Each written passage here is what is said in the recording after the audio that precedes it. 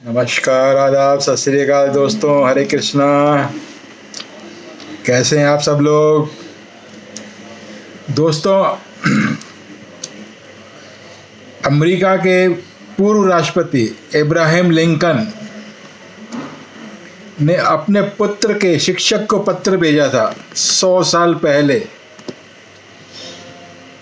जो आज भी प्रासंगिक है। आज भी प्रासंगिक है। उसने अपने पुत्र के शिक्षक को पत्र भेजा था। 100 साल पहले एक खत अमेरिकी राष्ट्रपति इब्राहिम लिंकन अपने बेटे के टीचर को भेजा था। क्या यह हम सब के लिए भी है और आज भी उतना ही प्रासंगिक नहीं है? अपने सुनने वालों के लिए सुनिएगा दोस्तों, बहुत जबरदस्त खत है ये। जानता हूं कि उसे जानना बहुत कुछ है, जैसे कि हर इंसान ईमानदार नहीं होता और हर कोई सच्चा नहीं होता। यही नहीं, उसे तो यह भी सीखना है कि जहां एक दुर्जन होता है वहां एक सज्जन भी होता है। अगर दुर्जन होता है तो सज्जन भी होता है। और जहाँ कोई भ्रष्ट नेता होता है वहीं एक कर्तव्यनिष्ठ लीडर भी होता है। जरूरी नहीं है कि सब कोई भ्रष्ट हो या हर कोई दुर्जन हो। दुर्जन के बीच में नायक भी होता है और भ्रष्ट नेताओं के बीच में कर्तव्यनिष्ठ लीडर भी होता है। यह इब्राहिम लिंकन जी अपने पुत्र के शिक्षक को लिख रहे हैं कि उन्हें क्या क्या सिखाना है। प्रिय शिक्षक, उसे सिखाना कि हर दुश्मन के बदले कहीं एक दोस्त भी होता है। जानता हूं कि इसमें वक्त लगेगा, पर यदि कर सको तो उसे जरूर सिखाना कि कहीं पड़े मिले $5 के मुकाबले कहीं ज़्यादा होती है मेहनत से कमाए $1 की कीमत। कहीं अगर $5 पड़े मिल जाएं तो उससे कहीं अधिक मेहनत से कमाए हुए $1 की कीमत होती है। कृपया उसे कुछ खोना भी सिखाना और यह भी कैसे लिया जाता है जीत का आनंद। उसे खोना भी सिखाना और जीत का आनंद कैसे लिया जाता है यह भी सिखाना। यदि कर सको तो उसे ईर्ष्या से बचना सिखाना। ईर्ष्या, जेलसली। और सिखाना कि क्या होता है खिलखिलाहटों का रहस्य। हंसो, खिलखिलाहट के बिना जीवन नर्क है, नर्क, व्यर्थ है। प्रतिदिन खिलखिलाया करो और बिना वजह खिलखिलाया करो। खिलखिलाने की कोई वजह नहीं होती है। मैं अभी खिलखिला कर दिखाऊं आपको? यह बात वह जितनी जल्दी समझ जाए कि धौंस जमाने वालों को परे हटाना सबसे आसान होता है। धौंस जमाने वालों को परे हटाना सबसे आसान होता है। और बता सको उसे, बताना कि किताबों से कितना कुछ जाना जा सकता है। किताबों से बहुत कुछ जाना जा सकता है दोस्तों। आप मेरे मित्र हो, लेकिन किताबों से बड़ा कोई मित्र नहीं। लेकिन साथ ही उसे सिखाना आकाश में उड़ती चिड़ियों के आनंद को समझना।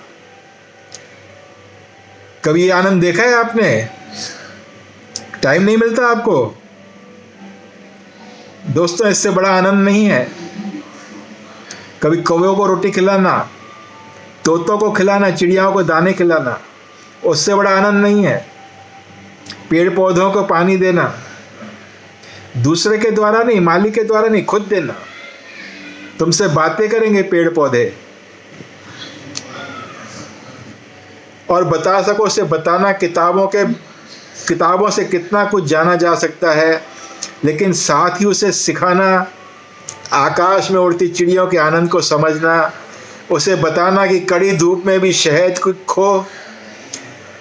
की खोज में कैसे निकलती हैं मधुमक्खियाँ, कड़ी धूप में भी शहद की खोज में कैसे निकलती हैं मधुमक्खियाँ, और पहाड़ की हरी भरी तलहटी में खिलते फूलों के होते हैं कैसे कैसे रंग।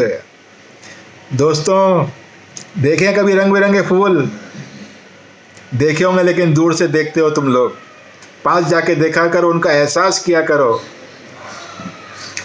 पढ़ाई के बारे में उसे समझना कि नकल करके पास होने के बजाय लाख गुना बेहतर है कि फेल हो जाओ, लाख गुना बेहतर है कि फेल हो जाओ। भले ही कोई आपको गलत ठहराए, उसे सिखाना अपने विचारों पर भरोसा करना, और भलों से भलाई और दुष्टों के साथ कड़ाई का व्यवहार करना। जब हर कोई भीड़ का हिस्सा बनने को उतावला हो, आप कोशिश करना कि मेरे बेटे में इतना आत्मबल हो कि वह खुद को भीड़ का हिस्सा बनने से रोक सके, और सभी की बातें सुनने की शिक्षा देना, पर यह समझ भी देना कि वह फालतू बातें भुला दे, फालतू बातें भुला दे। फालतू बातों को यहाँ पर स्टोर मत किया करो, तुरंत निकाल दिया करो। अगर फालतू बातें यहाँ जमा हो गई तो काम की बातें कहाँ रखोगे तुम लोग? अरे दिन भर में फालतू विचार बहुत आते हैं, उनको तुरंत गोली मारोगे, ठाए ठाए ठाए, निकल जाओ भाई बाहर, यहाँ तुम्हारी कोई जगह नहीं है। यहाँ केवल अच्छी अच्छी बातें, फालतू बातों को तुरंत निकाल देना। संभव हो तो उसे दुख में हंसना सिखाना। असल बात है ये, दुख में भी हंसना सिखाना। उसे सिखाना कि आंख में आंसू आना कोई शर्मिंदगी की बात नहीं है। उसे निंदा का मजाक बनाना सिखाना, और बताना चिकनी चुपड़ी बातों में फंसने से बचना। चिकनी चुपड़ी बातें करने वाले बहुत खतरनाक होते हैं, उनसे बचकर रहना दोस्तों। जो तुम्हारे तलवे चाटते हैं ना, जो तुम्हारे पग दबाते हैं ना, उनसे बच के रहना। मीठी मीठी बातें करने वालों से बच के रहना। बताना कि कैसे दिखाई जाती है अपनी खासियत, और जो उसकी कीमत लगाना जानते हैं उन्हें अपने पक्ष में करना, पर साथ ही यह भी सिखाना कि वह अपने दिल और दिमाग पर कोई प्राइस टैग न टांगे। अपने दिल और दिमाग पर अपनी कीमत का तमगा न लगाए। उसे सिखाना कि किसी जबरदस्त भीड़ के सामने कैसे टिका जाता है। अगर लगे कि वह सही है तो कैसे अपने सच के लिए लड़ा जाता है। दोस्तों, जो सच पर अड़ा रहता है ना, वो किसी से नहीं डरता, किसी से भी। इसलिए कहते हैं ना, सांच को आँच नहीं, सांच को कभी आँच नहीं आती। सच हमेशा सच रहता है, और जो सच पर अड़ा हुआ है किसी से नहीं डरता, चाहे कोई भी आ जाए। मैं चाहता हूं कि आप उससे जरा प्यार से समझाएं, पर अपनी छाती से न लगाए रहें। ये न सोचना कि राष्ट्रपति का बेटा है तो छाती से लगा लो, क्योंकि मैं जानता हूं कि आग में तप कर ही सोना कुंदन बनता है। उसमें बेसब्र होने का साहस जगाएं। बताएं यह भी कि बहादुर बनने के लिए कितने धीरज की जरूरत होती है। दोस्तों, धीरज और क्षमा, इनको कभी मत छोड़ना। धीरज रखो, धीरज और क्षमा करना सीखो। ये दो बहुत बड़े हथियार हैं। सब्र। बहादुर बनने के लिए कितने धीरज की जरूरत होती है, उसे हमेशा यह सिखाएं कि सबसे अच्छा होता है खुद पे भरोसा रखना। अगर आपका भरोसा खुद पे होगा तो ही भगवान भी आप पे भरोसा करेगा। बिन पैंदे के लोटे को तो भगवान भी लात मार देते हैं। लुढ़कता रहे बेटा।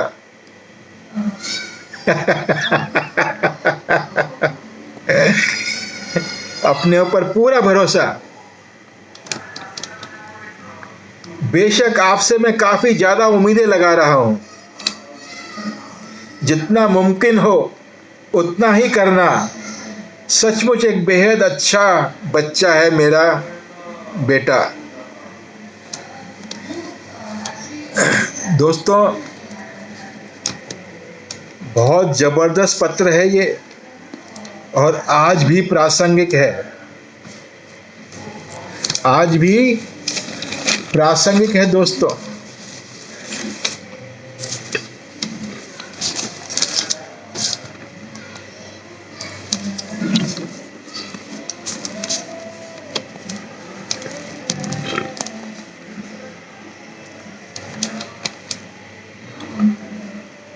दोस्तों, इस पत्र को कम से कम 5 बार सुनना, कम से कम 5 बार। तो आपको समझ आएगा कि इस पत्र में क्या कहा गया है उस शिक्षक को अपने पुत्र के लिए। चाहे वो राष्ट्रपति का बेटा है, लेकिन उसे समझाया गया कि उसे अपने गले से मत लगा लेना, ये समझकर कि राष्ट्रपति का बेटा है, और उसे सब कुछ सिखाना जितना संभव हो सके। और ये बातें आज भी प्रासंगिक है कि किस तरह ईमानदार रहा जाए, सत्य पर अडिग रहा जाए, किस तरह भीड़ को संबोधित किया जाए। अगर भीड़ गलत है और मैं अकेला सही हूं तो मैं अकेला अलग होकर खड़ा हो जाऊं।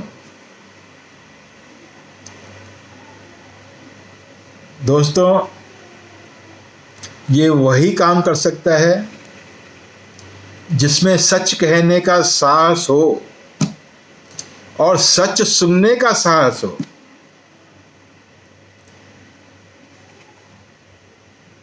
सुनना बहुत जरूरी होता है दोस्तों। सामने वाले की बातों को सुना करो। भगवान जी के सत्संग को भी सुना करो। सुनने से बहुत बातें पता लगती हैं। और किताबों से बढ़कर कोई मित्र नहीं। सब मित्र हैं हमारे, लेकिन किताब कहते हैं सबसे बड़ा मित्र है। अगर आपके पास समय हो तो जरूर पढ़ा करो।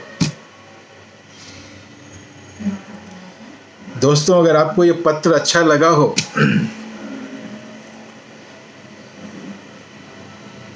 तो क्या करोगे आप? सब्सक्राइब करो, शेयर करो, लाइक करो। इससे बढ़िया मैं नहीं कह सकता कि कोई पत्र हो सकता है अपने पुत्र के लिए, कि अपने पुत्र को क्या क्या सिखाया जाए। मैं इसलिए कह रहा हूं, इसको बार बार सुनना। एक बार सुनने से प्रविष्ट नहीं होगा इसके अंदर, जब तक 2, 4, 5 बार उसको पढ़ नहीं लोगे। और दोस्तों, कहते हैं जब पिता का जूता पुत्र के पांव में आ जाए तो उससे पुत्र की तरह नहीं, मित्र की तरह व्यवहार करो। जितना डांटना था, डपटना था, अब उसकी उम्र चली गई है। अब उसको आपके पांव का जूता आता है।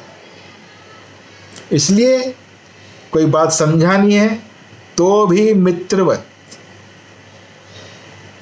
तो वो आपके पास बैठेगा, नहीं तो आपके पास बैठने से भी कतराएगा। आज ही एक व्हाट्सएप पे लेख आया कि पिता पुत्र आपस में क्यों नहीं बैठते हैं। पुत्र कोई भी बात अपनी माता के मार्फत से क्यों कहना चाहता है पिता को, जबकि पिता पुत्र की जोड़ी तो ऐसी है कि आमने सामने बैठकर किसी भी समस्या का हल निकाल सकती है। फिर वाया वाया बात क्यों की जाए। तो अपने आप को ऐसा बनाओ कि पुत्र आपके सामने बैठकर खाना खा सके और आपसे बातें कर सके, न कि वाया वाया।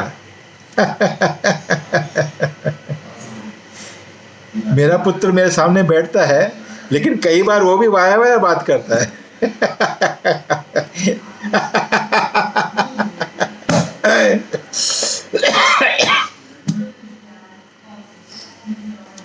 मैं कई बार उसको बोलता भी हूं कि भाई जो भी बात है सामने बैठ के बात करो। वाया वाया में क्या होता है, बातें घूम जाती है। तो पुत्र से मित्रवत तभी आपके पास वो बैठेगा और अपनी समस्याएं आपको बताएगा कि उसको किस समस्या का सामना करना पड़ रहा है। नहीं तो हो सकता है उसका आचरण गलत भी हो जाए। इसलिए इस बात का हर पिता को ध्यान रखना है,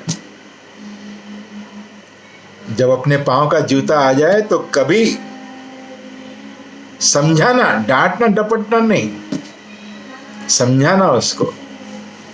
दोस्तों एक बार फिर कह रहा हूं, सब्सक्राइब करो, शेयर करो, लाइक करो और इस पत्र को पूरी दुनिया तक पहुंचाओ। ये आज एक बहुत बड़ी समस्या है कि पिता पुत्र आपस में सामने नहीं बैठ पा रहे हैं। समझ नहीं आता है ऐसा क्यों होता है। अगर आप मित्रवत उससे बातें करेंगे तो जरूर बैठेगा वो। ऐसा हो ही नहीं सकता कि आपसे दूर चला जाए। तो दोस्तों इस वीडियो को ज़्यादा से ज़्यादा शेयर करो। बहुत बहुत धन्यवाद, बहुत बहुत धन्यवाद आपका।